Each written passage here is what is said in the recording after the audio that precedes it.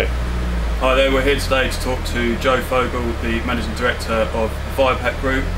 Joe's joined us today to just give us an overview of his business and how it started. Thank you for giving us this opportunity, Joe. Over to you. Okay, thank you, Tom. Vaio-Pak was formed in 2006.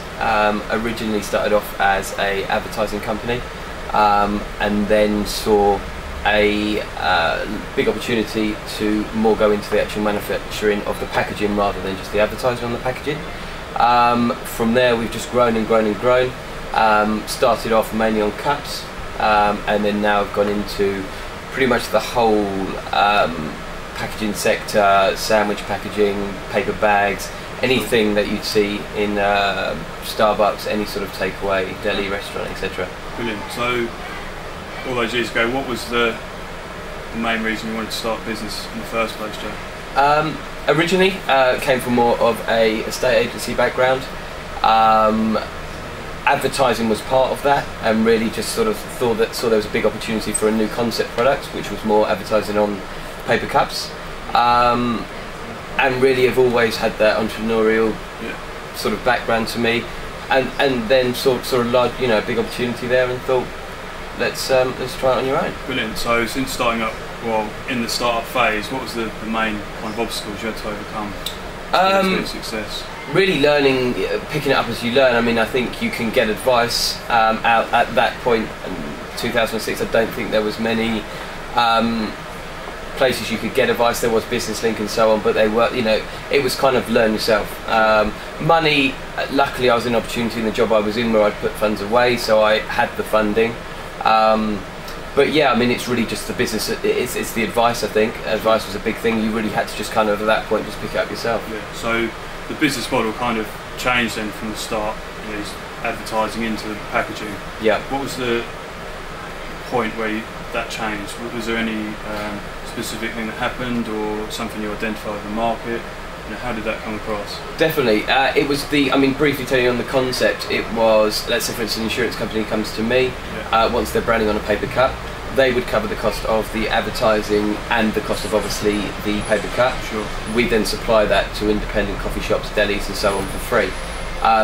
Immediately it became apparent that all of these independent coffee shops, restaurants, didn't just want free cups, they wanted their own branding on the cups. Yeah. Hence we then looked at actually doing the manufacturing side and actually supplying cups with their own branding on, as opposed to an insurance company or anything on that. So when you were doing that, was there any competitors in the marketplace at that time? The sort of niche that we found was, there are the big fish as such. There's the big worldwide manufacturers, Solo, who manufacture for the McDonald's and so on. It's more the short run side of things where we spotted that niche and that gap in the market, where we could offer 1,000 cups, turn around in 7 days, whereas the competitors, you're looking minimum 100,000 cups turned around in 12 weeks. Sure. So you're obviously based here in Saffron. Where's the kind of geographical limits now of your company? I mean, now with the beauty of worldwide shipping with the FedEx that we use, also we have a very good European network for pallets. We cover a lot of Europe now. We do a lot of trade with Europe. We also just done a lot of trade with Canada, a bit with the USA. So in theory, worldwide, we cover. That's brilliant from a warehouse here in Saffron to be having links with all these companies worldwide.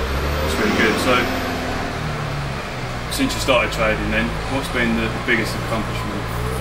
I think recently we've just, I've personally won an award, an Essex Business Award, Young Entrepreneur of the Year. Yeah. We've literally just picked up as well Growing Business of the Year at the Essex Business Award. So I think that's very good for me and also the company to show that.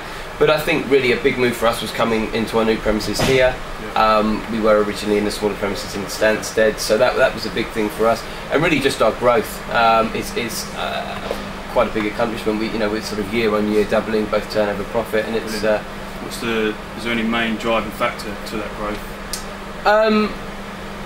I think seeing a big demand, spotting the need for new products. Like I said, we just started off as cups, but now we've gone into a lot of new products. We've also developed our own products through a separate arm to the company, Pack. So I think the sort of spotting that missing gap is a big thing, which has seen continued growth. So you're always on the lookout for new opportunities and acting on them. Yes. So it's applying the entrepreneurial spirit. Yes, key in that respect. So you're obviously very successful, like you say, increasing turnover year on year. How do you monitor the success of your company?